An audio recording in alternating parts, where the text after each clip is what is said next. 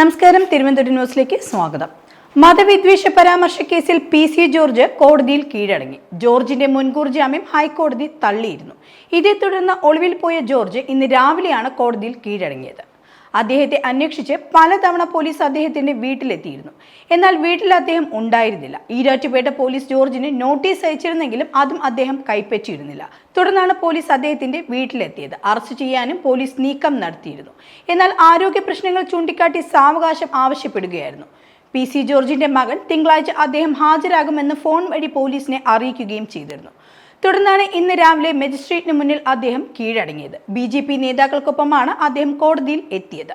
കഴിഞ്ഞ ജനുവരി 6-നാണ് George channel ചർച്ചയ്ക്കിടെ മതവിദ്വേഷ പരാമർശം നടത്തിയത്. മതസ്പർദ്ധ വളർത്തൽ, കലാപാഹ്വാനം ചെയ്യൽ തുടങ്ങിയ വകുപ്പുകളാണ് അദ്ദേഹത്തിനെതിരെ ചുമത്തിയിരിക്കുന്നത്. ഈരാറ്റുപേട്ട യൂത്ത് ലീഗ് മണ്ഡലം കമ്മിറ്റിയാണ് അദ്ദേഹത്തിനെതിരെ പരാതി നൽകിയത്. അദ്ദേഹം മുസ്ലിം വിരുദ്ധ പരാമർശങ്ങളാണ് നടത്തിയതെന്നും പറയുന്നുണ്ട്. മതവിദ്വേഷ പരാമർശം ആവർത്തിക്കരുത് എന്ന കർശന ഉപാധികളോടെയാണ് അദ്ദേഹത്തിന് മുൻകൂർ ജാമ്യം നൽകിയിരുന്നത്. എന്നാൽ അദ്ദേഹം അത് ലംഘിച്ചതോടെയാണ് മുൻകൂർ ജാമ്യം കോടതിക്ക് റദ്ദാക്കേണ്ടി വന്നത്.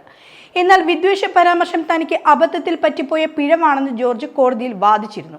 ഈരാറ്റുപേട്ട യൂത്ത് ലീഗ് മണ്ഡലം കമ്മിറ്റിയാണ് അദ്ദേഹത്തിനെതിരെ പരാതി നൽകിയത്. അദ്ദേഹം മുസ്ലിം വിരുദ്ധ പരാമർശങ്ങളാണ് നടത്തിയതെന്നും പറയുന്നുണ്ട്. മതവിദ്വേഷ പരാമർശം ആവർത്തിക്കരുത് എന്ന കടുത്ത ഉപാധികളോടെയാണ് അദ്ദേഹത്തിന് മുൻകൂർ ജാമ്യം നൽകിയിരുന്നത്.